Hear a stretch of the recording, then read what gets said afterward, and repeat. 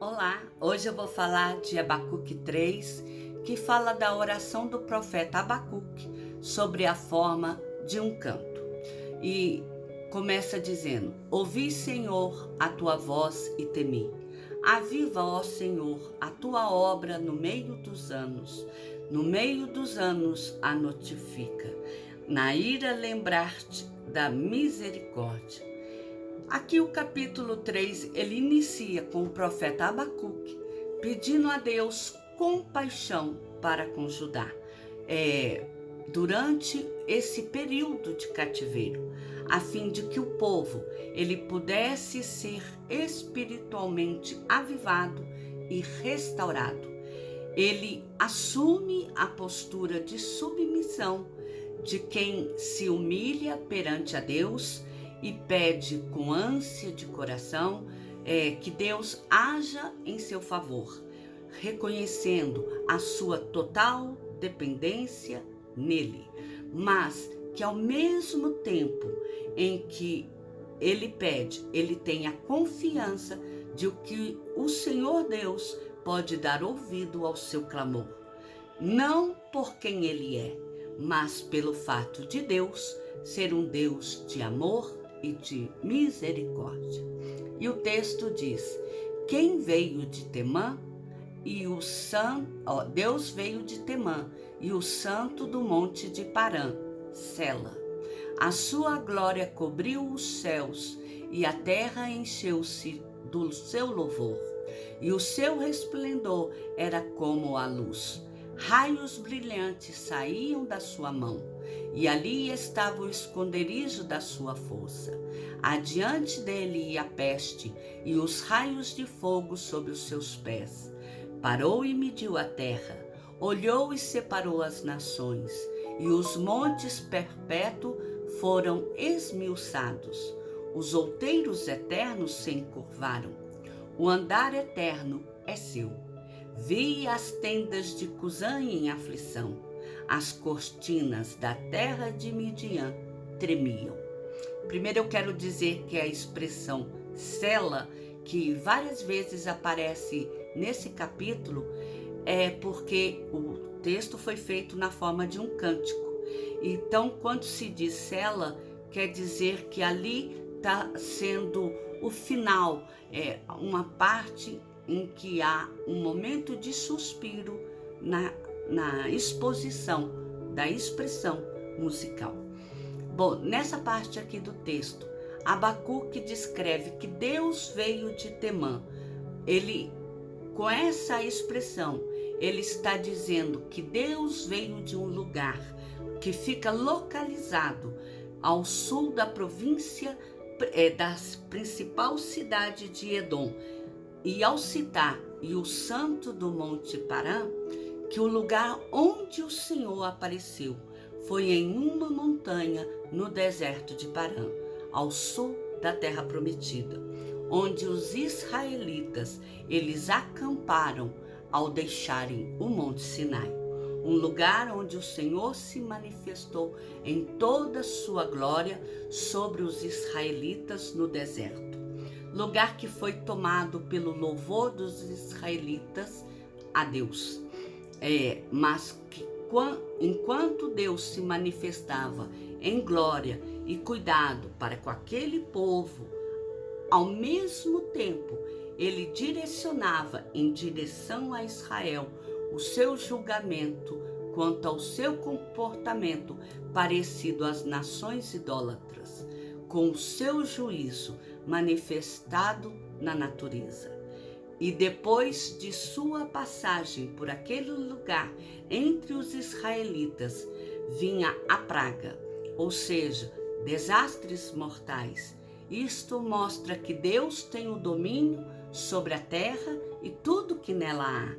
E ao citar o texto, vi as tendas de Cusã em aflição, as cortinas da terra Midian tremiam, aqui mostra que ele via as pessoas cusanitas sob aflição e o povo midianita, os descendentes de um dos filhos de Abraão, para julgar o povo em seu lugar. Significa que ainda havia tempo para que o povo se arrependesse de seus pecados e iniquidades e se voltassem a adorar a Deus da forma genuína com a qual o Senhor requeria. E o texto continua: acaso é contra os rios, Senhor, que está irado? Contra os ribeiros foi a tua ira, ou contra o mar foi o teu furor, para que andasses montado sobre os teus cavalos, sobre os teus carros de salvação? Descoberto se fez o teu arco, os juramentos feitos às tribos foram uma palavra segura. Sela. Tu fendeste a terra com rios, os montes te viram e tremeram, a inundação das águas passou, deu o abismo a sua voz, levantou as suas mãos ao alto, o sol e a lua pararam nas suas moradas, andaram à luz das tuas flechas, ao resplendor do relâmpago da tua lança. Com indignação marchaste pela terra, com ira trilhaste as nações. Tu saíste para salvamento do teu povo, para salvamento do teu ungido. Tu feriste a cabeça da casa do ímpio, descobrindo os fundamentos até o pescoço. Sela. Tu abriste com os seus próprios cajados a cabeça dos seus guerreiros, eles que cometeram tempestuosos para me espalharem. Alegravam-se como se estivessem para devorar o pobre em segredo. Tu, com teu cavalo, marchaste pelo mar, pela massa de grandes águas. Aqui, o profeta Abacuque indaga qual é o propósito da manifestação do Senhor ao povo, momento em que ele compreende que é a de libertar o povo da sua aliança de seus adversários. Um momento em que acontecerá muitos milagres, mas também será cercado de caos. Tanto os homens quanto a natureza seriam abalados. Isto é, tanto Judá, assim como a Babilônia, sofreriam o castigo divino por suas más ações. O povo de Judá por ser exilado na Babilônia, visando purificar do pecado e reconciliar o povo com Deus. E a Babilônia por ver a cidade ir à ruína no reinado do rei Ciro. A ira de Deus causaria reflexo tanto na natureza, entre os homens e geraria inclusive um impacto social, uma vez que uma cidade tão forte como a Babilônia seria destruída, seria motivo de vergonha e escárnio entre as demais nações. E se uma nação tão forte como essa caiu-se perante Deus, o que dirá das outras? E se uma nação tão amada por Deus como a de Judá, como as demais não seriam tratadas? E o texto continua dizendo: ouvindo eu, o meu ventre se comoveu, a sua voz tremer os meus lábios, entrou a podridão nos meus ossos e estremeci dentro de mim. Descanse eu no dia da angústia, quando ele vier contra o povo que nos destruirá. Porquanto, ainda que a figueira não floresça, nem haja fruto na vide, o produto da oliveira minta e os campos não produzam mantimento, as ovelhas da malhada sejam arrebatadas e nos currais não haja vaca, todavia eu me alegrarei no Senhor, exultarei no Deus da minha salvação. Jeová, ó Senhor, é minha força, e fará os meus pés como os das servas, e me fará andar sobre as minhas alturas. Para o cantor-mor sobre os meus instrumentos de música. Assim termina este capítulo.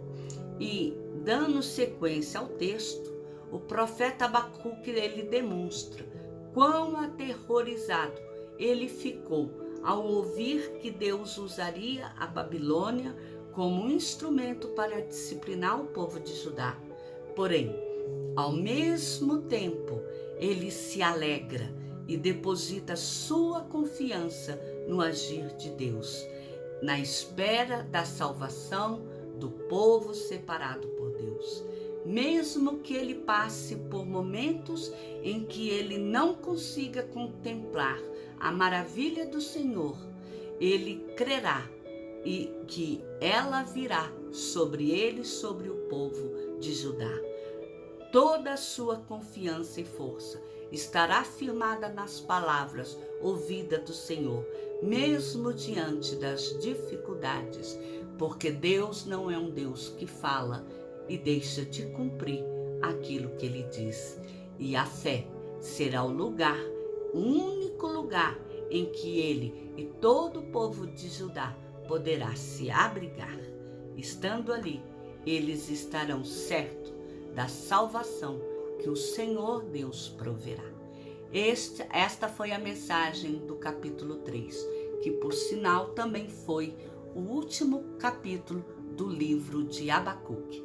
Na próxima vez eu farei um resumo geral de todo o livro.